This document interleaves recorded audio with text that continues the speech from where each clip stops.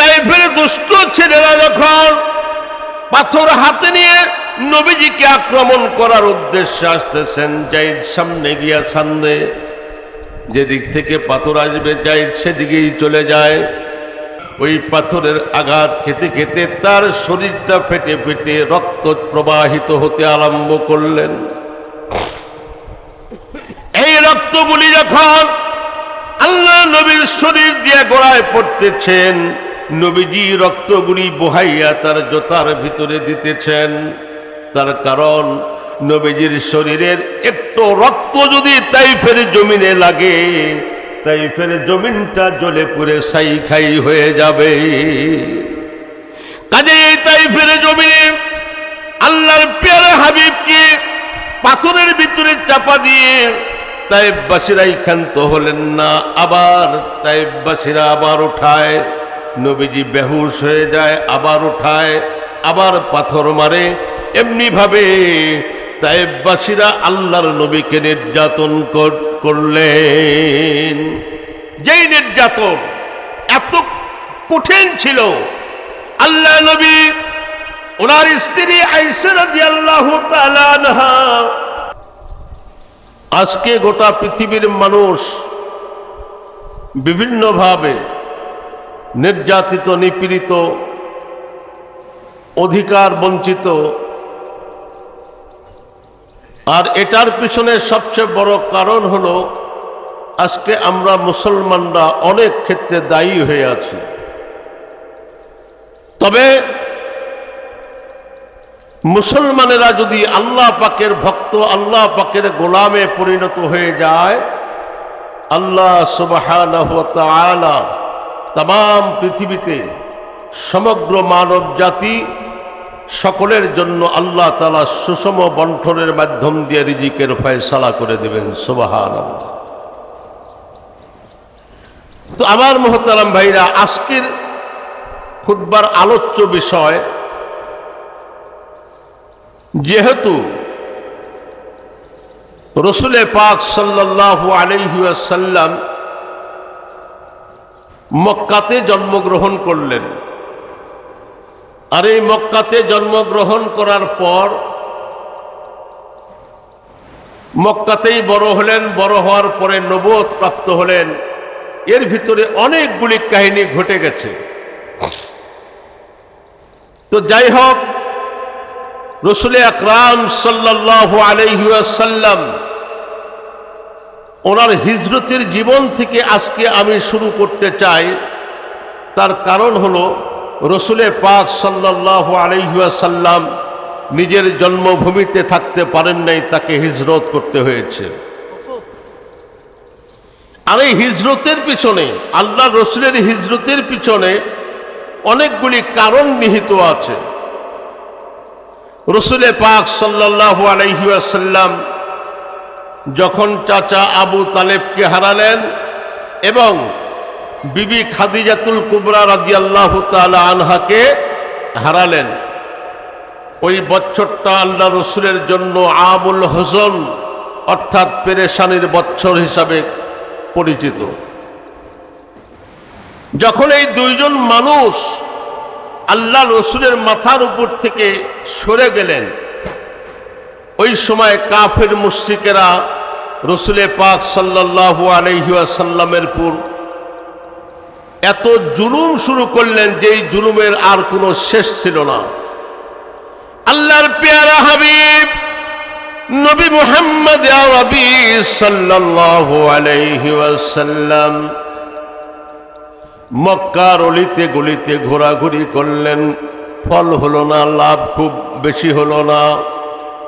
এবার আল্লাহর হাবিব ছোট্ট বয়সে যখন দুধ পান করার জন্য তায়েফে গেলেন, এই তায়েফ নগরীতে আল্লাহ রসুলের শিশুকাল অতিবাহিত হয়েছে।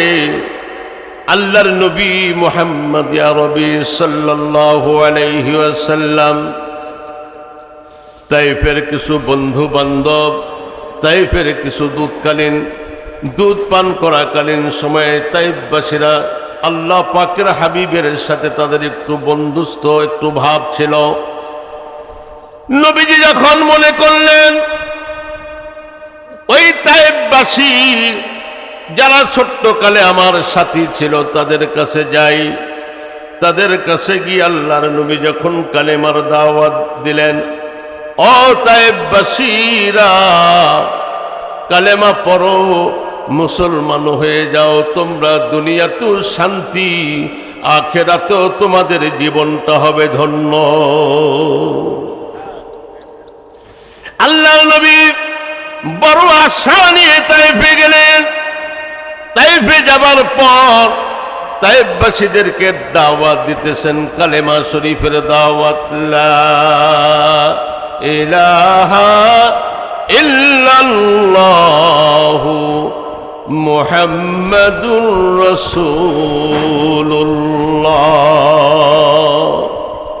তায়েফের কিছু নেতৃস্থানীয় লোক নবীজিকে বললেন, মুহাম্মদ, তুমি এমন একটা দাওয়াত আমাদের মাঝে নিয়ে এসেছো, যেই দাওয়াত আমরা গ্রহণ করলে আমাদের সব উলট পালট হয়ে যাবে। কাজেই তুমি চলে যাও, যদি তুমি ভালো চাও তুমি এখান থেকে চলে যাও। আল্লাহ নবী মুহাম্মদ আরবি সাল্লাল্লাহু আলাইহি ওয়াসাল্লাম,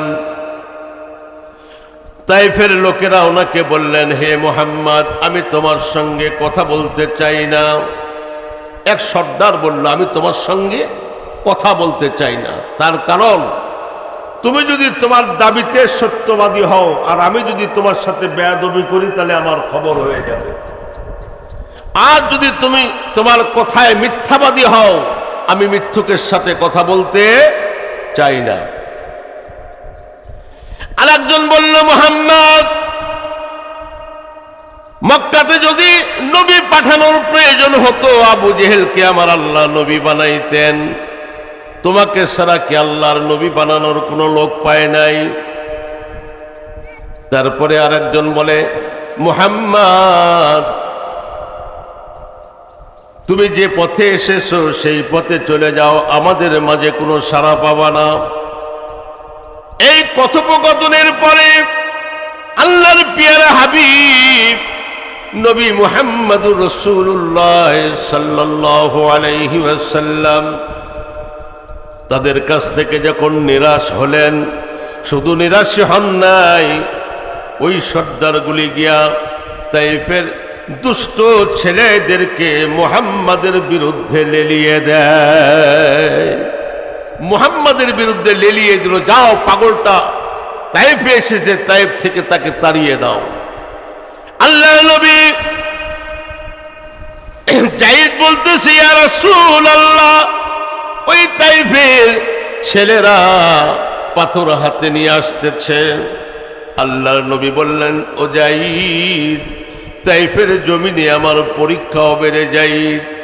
আমি কেমন কালিমার সাথে প্রেম করেছি, আল্লাহর সাথে কেমন প্রেম করেছি, আজকে তায়েফের জমিনে আমার পরীক্ষা হবে। এবার ওই তায়েফের দুষ্ট ছেলেরা যখন পাথর হাতে নিয়ে নবীজিকে আক্রমণ করার উদ্দেশ্যে আসতেছেন, যায়েদ সামনে গিয়া সামনে, যেদিক থেকে পাথর আসবে যায়েদ সেদিকেই চলে যায়। যায়েদকে তায়েফের ছেলেরা বলল, যায়েদ, তুমি সরে দাঁড়াও, আজকে মুহাম্মদকে আমরা একটু টেস্ট করব, কেমন নবী, নবীকে তো টেস্ট করবে। এ যায়েদ, তুমি সরে দাঁড়াও, মুহাম্মদ কেমন নবী আমরা একটু টেস্ট করে দেখতে চাই, মুহাম্মদকে আমরা একটু দেখে নিতে চাই। এরপরে পাথরের বৃষ্টি আরম্ভ হয়ে যায়। আল্লাহর হাবিব ওই পাথরের আঘাত খেতে খেতে তার শরীরটা ফেটে ফেটে রক্ত প্রবাহিত হতে আরম্ভ করলেন। এই রক্তগুলি যখন আল্লাহ নবীর শরীর দিয়ে গোড়ায় পড়তেছেন, নবীজি রক্তগুলি বহাইয়া তার জোতার ভিতরে দিতেছেন। তার কারণ, নবীজির শরীরের একটু রক্ত যদি তায়েফের জমিনে লাগে তাইফের জমিনটা জ্বলে পুড়ে ছাই হয়ে যাবে। কাজেই তাইফের জমিনে আল্লাহর পেয়ারা হাবিবকে পাথরের ভিতরে চাপা দিয়ে তাইফবাসীরাই ক্ষান্ত হলেন না। আবার তাইফবাসীরা আবার উঠায়, নবীজি বেহুশ হয়ে যায়, আবার উঠায়, আবার পাথর মারে। এমনি ভাবে তাইফবাসীরা আল্লাহর নবীকে নির্যাতন করলেন। যেই নির্যাতন এত কঠিন ছিল, আল্লাহ নবী ওনার স্ত্রী আয়েশা রাদিয়াল্লাহু তাআলা আনহা রাসূলের গোসলের পরে পিঠের ভিতরে সরিষার তেল মাখতেছিলেন। তখন বললেন, ইয়া রাসূলুল্লাহ, আপনার কি কোনোদিন বসন্তের বিরাম হয়েছিল? নবী কয়, আয়েশা রে, নবীদের শরীরের জন্য বসন্তের বিরামকে আল্লাহ হারাম করে দিয়েছে। নবীদের শরীরে কোনোদিন বসন্তের বিরাম আসতে পারবে না। ইয়া রাসূলুল্লাহ, তো বসন্ত বিরাম যখন আপনার হয় নাই, আপনার পিঠ মুবারকে এত কঠিন কঠিন দাগগুলি কেন দেখা যায়? এবার আল্লাহর নবীর ঠোঁট মোবারক চোখের পানি বয়ে গাল বয়ে বয়ে পড়তে আরম্ভ করলো। আয়েশা রে, এটা বসন্তের বিরামের ক্ষত নয়, এটা তায়েফবাসীদের পাথরের আঘাতে এমন হয়েছে। তায়েফবাসীর পাথরের আঘাতে আল্লাহ রসুলের পিঠ মোবারক ক্ষত বিক্ষত হয়ে গিয়েছে। আমার ভাই, আমার বাবারা, কালেমার দাওয়াত যখন আল্লাহর নবী তায়েফে নিয়ে গেলেন, তায়েফবাসীদেরকে কোনো খারাপ কথা বলে নাই, কোনো বোকাবাজি করে নাই, এমনকি সত্য কথাটাই বলেছে। ও তায়েফবাসীরা, তোমরা কালেমা পড়ো, তোমরা কামিয়াব হয়ে যাবে। কালেমা পড়বা, তোমরা কামিয়াব হয়ে যাবে। এই কালেমার দাওয়াতে আল্লাহর নবী দিয়েছেন। কারোর মা বাবাকে গালি দেন নাই, বোকাবাজি করেন নাই। নবীজি শুধু কালেমার দাওয়াত দিয়েছে। আর কাফের মুশরিকেরা তাইফের জমিনে আল্লাহর পেয়ারা হাবিবের শরীর মোবারক পাথরের আঘাতের দ্বারা ক্ষতবিক্ষত করে দেয়। আল্লাহ রসুল তাইফের আঘাতে শ্লান্ত অবসন্ন বদনে রসুল জাইদকে বলে, জাইদ, তুই আমাকে ধর, আমার কলিজাটা ফেটে গিয়েছে। জাইদ আল্লাহ নবীকে ধরলেন। এরপরে এক জায়গায় রসুলকে বসায় রেখে আল্লাহ নবী জাইদকে বলতেছে, জাইদ রে, আমার পানির পিপাসা লেগেছে রে জাইদ, পানির পিপাসায় আমার কলিজা ফেটে যাচ্ছে। যা, তায়েফবাসীদের কাছ থেকে একটু পানি নিয়ে আয়। যাই যখন তায়েফবাসীদের কাছে পানির জন্য গেলেন, তায়েফবাসীরা জবাব দিল, পানি কে পান করবে? বলে, মুহাম্মদ।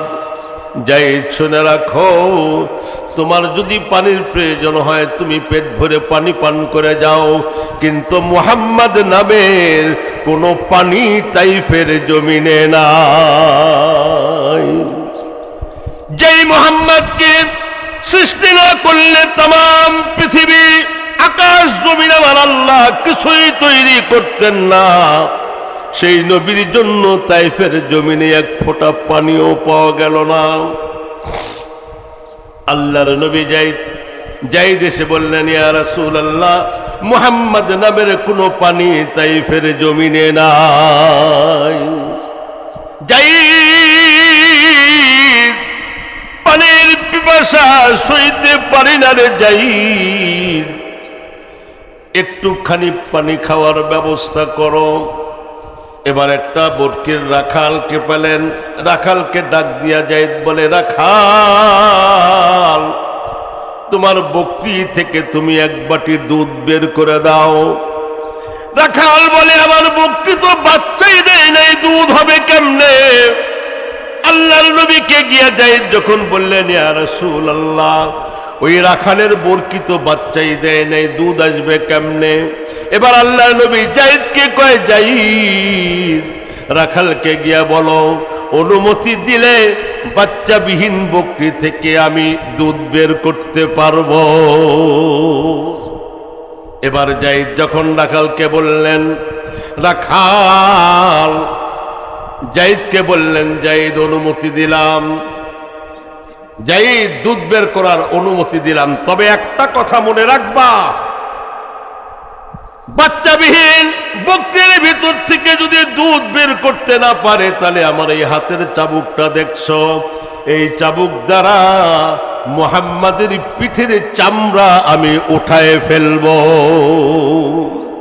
আল্লাহ নবীকে গিয়া যায়েদ যখন বললেন, ইয়া রাসূলুল্লাহ, রাখাল তো এই কথা বলেছে, আল্লাহর নবী বকরির কাছে গিয়া আকাশের দিকে তাকাইয়া বলতেছেন, আয় আল্লাহ, তোমার পেয়ারা হাবিবকে তুমি এমন এক শত্রুর মোকাবেলায় পাঠিয়েছ, যেই শত্রু আঘাত করেছে কিন্তু তাদের ভিতরে কোনো দয়া মায়া নাই। এখন ওই বকরির পিঠের উপরে বিসমিল্লাহ বলে হাত লাগাইয়া, বকরির উলানের প্রতি হাত লাগাইয়া যখন উলানের দিকে হাত বাড়ালেন, আল্লাহর নবীর বরকতি হাত যখন পিঠের উপরে গিয়া, বকরির পিঠের উপরে গিয়া পড়ল, আর বকরির স্তনের ভিতরে যখন হাত লাগায় দিলেন, সাথে সাথে আমার আল্লাহর কুদরতে বকরির উলানের ভিতরে দুধ ভরে যায়, দুধ আপনা আপনি পরে বাটি ভরে যাচ্ছে। জোরে কোন সুবহানাল্লাহ। আমার ভাইরা, আমার বাবারা, একটু খেয়াল করে শুনেন, আল্লাহর পেয়ারা হাবিব যাকে বকরি চিনলো, বনের হরিণে চিনলো, কিন্তু আফসোস বর্তমান বিশ্বের মুসলমানেরা নবীকে চিনে নাই। কি বলেন, চিনছে?